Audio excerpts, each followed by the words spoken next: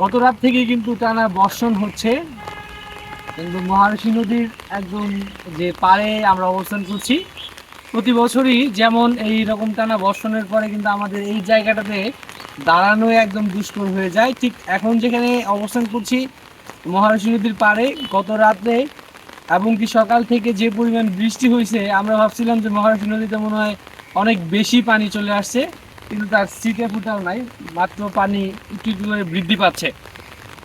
যেমনটি আমরা বলছি যে এই অঞ্চলের নদীর আপডেটটি কাল সারাদিন দিয়েছি।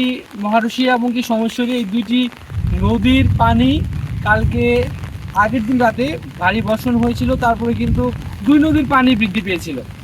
আজ সোমেশ্বরী নদীর পানি আবারও বৃদ্ধি পেয়েছে আমরা শুনেছি, কিন্তু মহারশী নদীর পানি অপরিবর্তিতই আছে।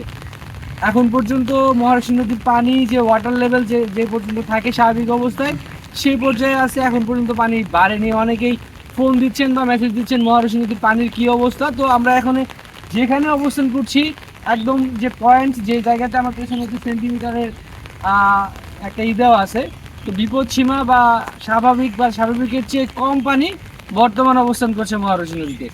তবে একটা জিনিস নিয়ে আলোচনা করতে চাই, সেটা হচ্ছে যে মহারশী নদীর ওই পাশটাতে, ওই পিলারটাতে যে পরিমাণ পানির প্রেশার পড়ে, ঠিক এই পিলারটাতে কিন্তু ওই পরিমাণ পানির প্রেশার পড়ে না।